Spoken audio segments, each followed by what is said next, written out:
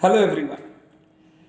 बहुत बार स्टूडेंट्स मुझसे पूछते हैं कि सर आप राइटिंग प्रैक्टिस पर इतना इम्फेसिस क्यों देते हो। सर आप इतना लिखवाने पर, इतना लिखने पर, इतना written practice, mock test, regular practice पे क्यों इंसिस्ट करते हो सर हमें बार बार। सर हम चाहे तो फटाफट कॉपी घुमा के रिवीजन करते जाए और एग्जाम दे दे सर। 5 बार, 6 बार, 7 बार रिवीजन कर लेंगे, हो जाएगा सर याद। एग्जाम में जाके लिख देंगे, क्या दिक्कत है सर। इतना राइटिंग प्रैक्टिस क्यों जरूरी है। देखो मैं 2 रीजन देता हूं राइटिंग प्रैक्टिस क्यों इंपॉर्टेंट है। पहला रीजन, ध्यान से सुनना। पहला रीजन, जब भी आप पेन पेन यूज करके पेपर्स पे एग्जाम देते हो, आपके पास क्वेश्चन पेपर है, आपको उनके आंसर्स कॉपी में लिखने हैं। आंसर्स जब आप लिखते हो ना, it's not only the hand which works और it's not only the mind which works. जो काम करना चाहिए वो है माइंड और हैंड दोनों का एक सिंक्रोनाइज्ड एफर्ट।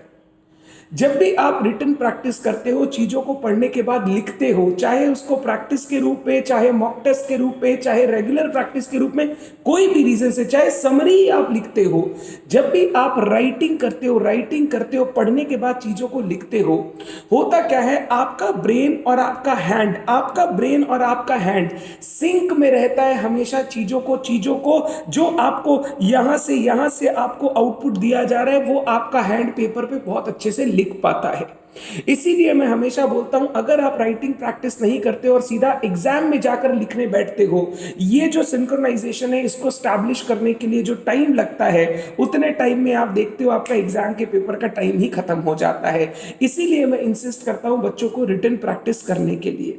दूसरा, कोई भी आंसर को एग्जाम में लिखने के लिए एक बच्चे को 3 स्टेप से गुजरना पड़ता है। 3 स्टेप से। पहला स्टेप होता है क्वेश्चन को अच्छे से रीड करना, थॉरोली रीड करना। दूसरा स्टेप होता है आंसर को माइंड में फ्रेम करना। तीसरा होता है फ्रेम किए हुए आंसर को कॉपी में लिखना। 3 स्टेप, क्वेश्चन पढ़ना, आंसर फ्रेम करना एंड कॉपी में लिखना। अगर आपने ऑलरेडी रिटन प्रैक्टिस कर रखी है in the form of mock test etcetera, होता क्या है, जो क्वेश्चन पढ़ने के बाद फ्रेमिंग का टाइम है ना, आंसर को फ्रेम करने का टाइम, वो आपको ज्यादा नहीं लगता, क्योंकि ऑलरेडी आपने क्वेश्चंस को घर पर लिखकर प्रैक्टिस कर लिया है। आपने उन क्वेश्चंस को पहले से ही रिटन प्रैक्टिस कर रखा है, तो आपको पता है क्वेश्चन पढ़ने के बाद आंसर चालू कैसे करना है और आगे कैसे बढ़ाना है। ये जो टाइम, फ्रेमिंग का टाइम आपका बचता है ना, इससे आपका पेपर टाइमली कंप्लीट हो पाता है एग्जाम में। इसीलिए मैं इतना इंसिस्ट करता हूं रिटन प्रैक्टिस में, फॉर्मेट बना के प्रैक्टिस में, क्योंकि एग्जाम में आपको 3 घंटे में अपना पेपर अच्छे तरीके से देना है। इसीलिए written practice is a must, is very very very important.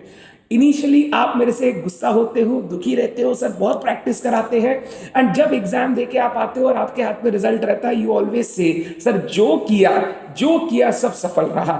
Thank you so much sir. तो ये छोटा सा एडवाइस मेरे को देना था। प्लीज प्लीज प्लीज सारे बच्चे, चाहे आप किसी भी स्ट्रीम में हो, कोई भी पढ़ाई कर रहे हो, written practice is a must. उसके बिना आप एग्जाम के लिए तैयार नहीं हो सकते हो। डन। छोटा सा थॉट था बट वेरी इंपॉर्टेंट, शेयर किया। बाय।